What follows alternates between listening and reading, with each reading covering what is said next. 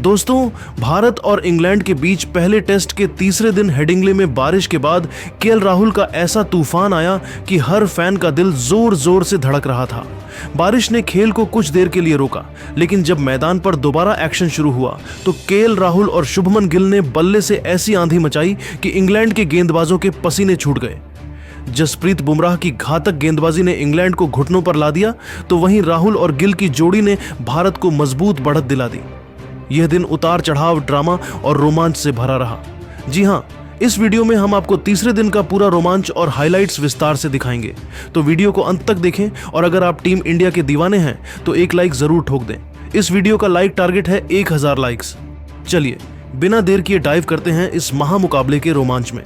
दोस्तों, मैच की बात करें तो बता दें, हेडिंग्ले के मैदान पर तीसरे दिन का खेल शुरू होने से पहले माहौल में तनाव साफ झलक रहा था। इंग्लैंड की टीम ने दूसरे दिन का खेल खत्म होने तक 209 रन पर 3 विकेट खो दिए थे। क्रीज पर मौजूद थे हैरी ब्रूक 46 और ओली पोप 100, जिन्होंने दूसरे दिन शानदार बल्लेबाजी कर इंग्लैंड को मजबूत स्थिति में पहुंचाया था। भारतीय गेंदबाजों को पता था कि अगर सुबह के सत्र में जल्दी विकेट नहीं मिले तो मैच उनके हाथ से फिसल सकता है। मौसम सुहावना था, लेकिन पिच में अभी भी तेज गेंदबाजों के लिए मदद थी। दोस्तों, खेल की शुरुआत जसप्रीत बुमराह ने की, जिन्होंने पहले ही ओवर में अपनी रफ्तार और सटीकता से दबाव बनाया। लेकिन हैरी ब्रूक ने आक्रामक रुख अपनाते हुए प्रसिद्ध कृष्णा के पहले ओवर में 2 शानदार चौके जड़ दिए। पहला चौका कवर ड्राइव के जरिए आया और दूसरा मिड ऑन की दिशा में। इंग्लिश दर्शक तालियों से मैदान गूंजा रहे थे, जबकि भारतीय फैंस की धड़कनें बढ़ गई थीं। प्रसिद्ध कृष्णा ने जल्दी ही वापसी की। पारी का 65वें में ओली पोप को आउट करने का मौका आया। गेंद ऑफ स्टंप के बाहर थी, थोड़ी शॉर्ट एंड बाउंस के साथ। पोप ने कट शॉट खेलने की कोशिश की, लेकिन गेंद ने हल्का सा बाउंस लिया और बल्ले का बाहरी किनारा लेते हुए सीधे ऋषभ पंत के दस्तानों में समा गई। पोप सिर्फ 6 रन जोड़ सके और कुल 137 गेंदों में 106 रन की उनकी शानदार पारी खत्म हुई। इंग्लैंड का स्कोर 215 रन 4 विकेट पर था और भारत को पहली सफलता मिली। मैदान पर अब कप्तान बेन स्टोक्स आए, जिनके साथ ब्रूक मौजूद थे। हैरी ब्रूक का आत्मविश्वास देखने लायक था। वह हर गेंद को ध्यान से पढ़ रहे थे, गैप्स में शॉट्स खेल रहे थे और स्ट्राइक रोटेट कर रहे थे। दूसरी ओर बेन स्टोक्स शुरुआत में संभल कर खेल रहे थे। वह जोखिम लेने से बच रहे थे, लेकिन ब्रूक की आक्रामकता ने भारत पर दबाव बनाए रखा। इंग्लैंड का स्कोर धीरे धीरे 250 के पार पहुंच गया। इस दौरान ब्रूक ने 65 गेंदों में 6 चौकों की मदद से अपना अर्धशतक पूरा किया। भारतीय गेंदबाजों ने लाइन और लेंथ में सुधार की कोशिश की, लेकिन ब्रूक की बल्लेबाजी ने उन्हें परेशान किया। मोहम्मद सिराज, जो अब तक लय में नहीं दिख रहे थे, ने 72वें ओवर में बड़ा झटका दिया। उन्होंने ऑफ साइड पर फील्ड सेट की और स्टोक्स को बाहर की ओर खेलने पर मजबूर किया। सिराज की गेंद थोड़ी बाहर थी। स्टोक्स ने थर्ड मैन की दिशा में शॉट खेलने की कोशिश की, लेकिन गेंद ने बल्ले का किनारा लिया और सीधे पंत के पास गई। पंत ने कोई गलती नहीं की और स्टोक्स 52 गेंदों में 20 रन 3 चौके बनाकर पवेलियन लौटे। इंग्लैंड का स्कोर 5 विकेट के नुकसान पर 276 हो गया। यह भारत के लिए बड़ी सफलता थी, क्योंकि स्टोक्स की मौजूदगी इंग्लैंड को और मजबूत कर सकती थी। मैदान पर अब जेमी स्मिथ आए, जिन्होंने ब्रूक के साथ साझेदारी शुरू की, लेकिन भारतीय फील्डिंग ने इस दिन कई मौके गंवाए। रविंद्र जडेजा के 78वें ओवर में ब्रूक 46 पर थे। उन्होंने एक शॉट खेला जो बल्ले का किनारा लेकर पंत की ओर गया। यह मुश्किल कैच था, लेकिन पंत उसे लपक नहीं सके। उसी ओवर में साई सुदर्शन ने शॉर्ट लेग पर जेमी स्मिथ का कैच छोड़ा। ये 2 बड़े मौके थे जो भारत को भारी पड़ सकते थे। अब तक मैच में भारत 5 कैच छोड़ चुका था और इसका असर स्कोर बोर्ड पर साफ दिख रहा था। पहला सेशन खत्म होने तक इंग्लैंड का स्कोर 327 रन था। ब्रूक 50 से ऊपर पहुंच चुके थे और स्मिथ भी रन बनाने लगे थे।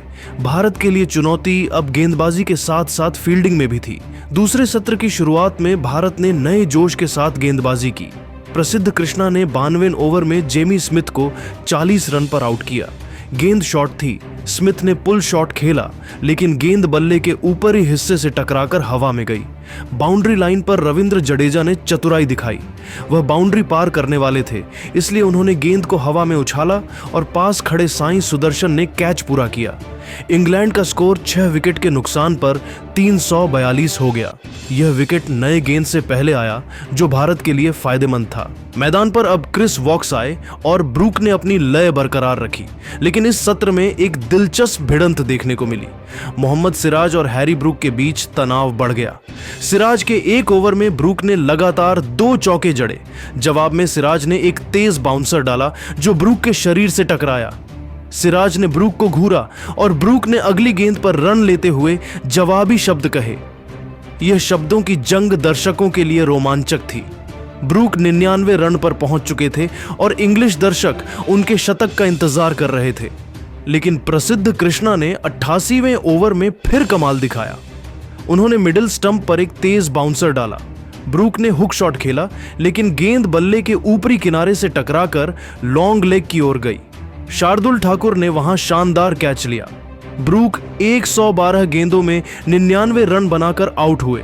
वह शतक से सिर्फ 1 रन दूर रह गए। इंग्लैंड का स्कोर 7 विकेट के नुकसान पर 397 हो गया था।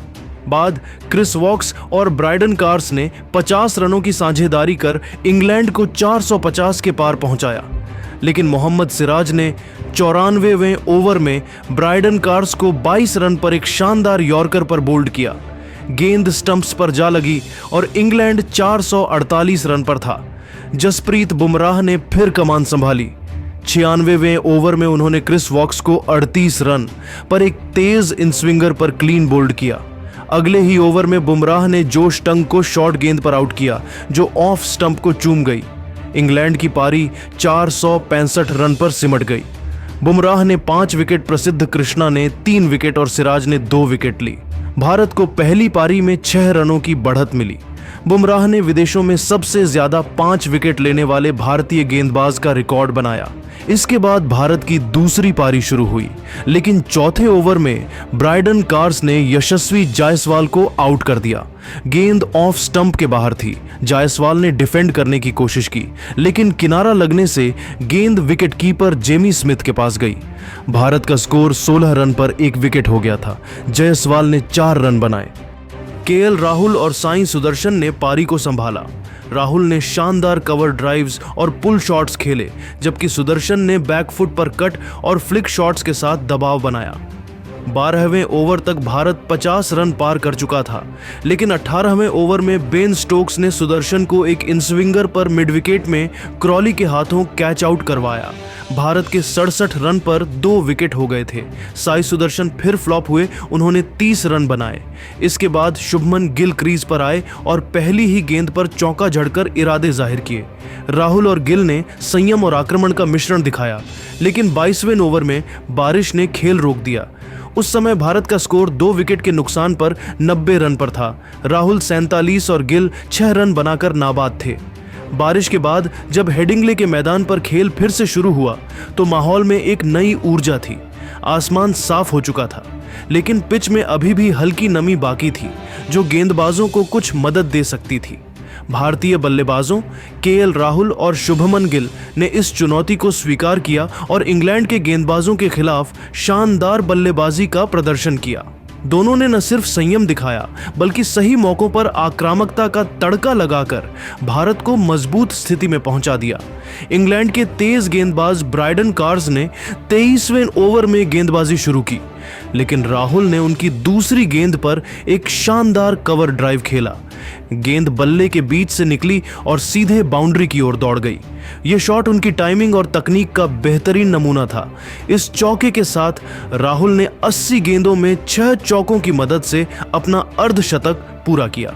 स्टेडियम में मौजूद भारतीय प्रशंसक तालियों से उनका स्वागत कर रहे थे और राहुल ने हेलमेट उतारकर दर्शकों का अभिवादन किया।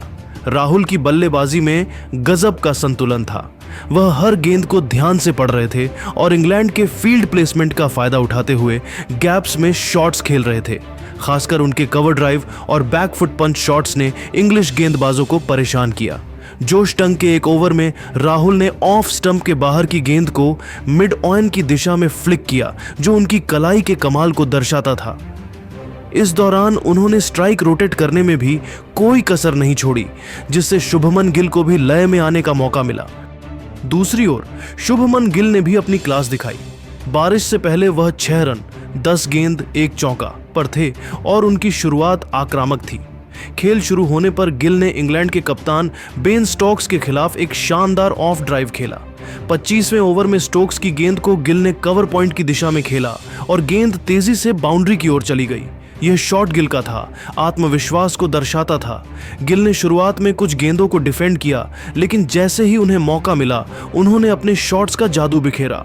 गिल ने 68 गेंदों में 7 चौकों की मदद से अपना अर्धशतक पूरा किया। उनका यह अर्धशतक 32वें ओवर में आया, जब उन्होंने क्रिस वॉक्स की एक फुल लेंथ गेंद को कवर ड्राइव के जरिए बाउंड्री तक पहुंचाया। गिल की बल्लेबाजी में धैर्य और आक्रामकता का शानदार मिश्रण था। वह इंग्लैंड के गेंदबाजों को परेशान करने में कोई कसर नहीं छोड़ रहे थे। खासकर उनके बैकफुट कट शॉट्स ने इंग्लिश फील्डर्स को छकाया। एक मौके पर जोश टंग की शॉर्ट गेंद को गिल ने गली और पॉइंट के बीच गैप में खेला, जो उनकी सटीकता को दिखाता था। राहुल और गिल की जोड़ी ने इंग्लैंड के गेंदबाजों पर लगातार दबाव बनाए रखा। दोनों ने मिलकर स्ट्राइक रोटेट करने के साथ साथ बाउंड्रीज भी निकाली। 28वें ओवर में राहुल ने टंग की गेंद पर एक शानदार लॉफ्टेड कवर ड्राइव खेला, जो हवा में उछलकर बाउंड्री के पार गई। यह शॉट उनकी क्लास का प्रतीक था। दूसरी ओर गिल ने स्टोक्स के खिलाफ बैकफुट पर जाकर एक पंच शॉट खेला, जो मिड ऑन और मिड विकेट के बीच से निकल गया। इस दौरान दोनों बल्लेबाजों ने इंग्लैंड के फील्ड सेटअप को भांपते हुए सिंगल्स और डबल्स लिए, जिससे स्कोरबोर्ड तेजी से आगे बढ़ा। 30वें ओवर तक भारत का स्कोर 2 विकेट पर 140 रन हो चुका था। राहुल 70 के आसपास थे और गिल 30 के पार। इस साझेदारी ने इंग्लैंड के गेंदबाजों को रणनीति बदलने पर मजबूर किया। बेन स्टोक्स ने फील्ड में बदलाव किए, ऑफ साइड पर अधिक फील्डर रखे और गेंदबाजों को शॉर्ट पिच गेंदें डालने को कहा, लेकिन राहुल और गिल ने इन रणनीतियों का डटकर सामना किया। एक मौके पर कार्स ने राहुल को बाउंसर डाला, लेकिन राहुल ने उसे आसानी से डक किया और अगली गेंद पर एक फ्लिक शॉट खेलकर सिंगल लिया। अर्धशतक पूरा करने के बाद केएल राहुल ने और आक्रामक रुख अपनाया। वह अब हर गेंदबाज को निशाना बना रहे थे। 35वें ओवर में जोश टंग की एक फुल लेंथ गेंद को राहुल ने मिड विकेट की दिशा में लॉफ्टेड शॉट खेला, जो एक गगनचुंबी छक्का बन गया। यह उनका पारी का पहला छक्का था और स्टेडियम में भारतीय प्रशंसकों का उत्साह चरम पर था। राहुल ने इसके बाद क्रिस वॉक्स के खिलाफ भी कोई कसर नहीं छोड़ी। 38वें ओवर में वॉक्स की गेंद को राहुल ने कवर ड्राइव के जरिए बाउंड्री तक पहुंचाया और फिर अगली गेंद पर एक फ्लिक शॉट खेलकर 2 रन ली। राहुल ने 92वें ओवर में अपना शतक पूरा किया, जिसमें 12 चौके और एक छक्का शामिल था। यह शतक 40वें ओवर में आया, जब उन्होंने ब्रायडन कार्स की एक ऑफ स्टंप के बाहर की गेंद को कट शॉट के जरिए बाउंड्री तक पहुंचाया। शतक पूरा करते ही राहुल ने बल्ला उठाकर दर्शकों का अभिवादन किया और उनके चेहरे पर संतुष्टि साफ झलक रही थी। यह उनकी टेस्ट करियर का एक और यादगार शतक था, जो विदेशी सरजमी पर उनकी काबिलियत को दर्शाता था। राहुल की पारी में तकनीक, धैर्य और आक्रामकता का शानदार मेल था। उन्होंने इंग्लैंड के हर गेंदबाज को निशाना बनाया, खासकर कार्स और टंग को, जिन्हें वह बार बार गैप्स में खेलकर परेशान करते रहे। शुभमन गिल ने भी इस दौरान अपनी पारी को मजबूती दी। वह राहुल की तरह आक्रामक नहीं थे, लेकिन उनके शॉट्स में क्लास साफ दिख रही थी। 42वें ओवर में बेन स्टोक्स की एक गेंद को गिल ने बैकफुट पर जाकर कट किया, जो पॉइंट और कवर के बीच से निकलकर बाउंड्री तक गया। गिल ने अपनी पारी में सिंगल्स और डबल्स लेने पर भी ध्यान दिया, ताकि राहुल को ज्यादा स्ट्राइक मिले। उनकी बल्लेबाजी में एक युवा कप्तान की परिपक्वता झलक रही थी। गिल ने खराब गेंदों को सजा दी, लेकिन अच्छी गेंदों का सम्मान भी किया। एक मौके पर टंग की इनस्विंगर को गिल ने डिफेंड किया और अगली गेंद पर ऑफ ड्राइव खेलकर सिंगल लिया। दिन का खेल खत्म होने तक भारत ने 2 विकेट पर 210 रन बना लिए थे।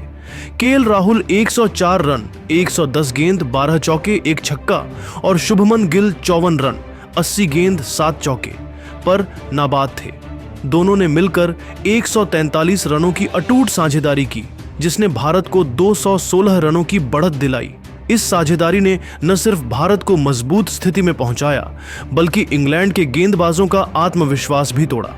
बेन स्टोक्स ने अंतिम कुछ ओवरों में खुद गेंदबाजी की, लेकिन वह कोई जादू नहीं दिखा सके। कार्स और टंग ने भी कोशिश की, लेकिन राहुल और गिल की जोड़ी ने हर रणनीति का जवाब दिया। बारिश के बाद का सत्र पूरी तरह भारत के नाम रहा। केएल राहुल की शतकीय पारी और शुभमन गिल के संयमित अर्धशतक ने भारत को ड्राइविंग सीट पर बिठा दिया। राहुल की आक्रामकता और गिल की स्थिरता ने इंग्लैंड के लिए चौथे दिन की चुनौती को और मुश्किल कर दिया। अगर यह जोड़ी अगले दिन भी टिकती है तो भारत एक बड़ा लक्ष्य खड़ा कर सकता है। दोस्तों, आप इस साझेदारी को 10 में से कितने नंबर देंगे? कमेंट में जरूर बताएं।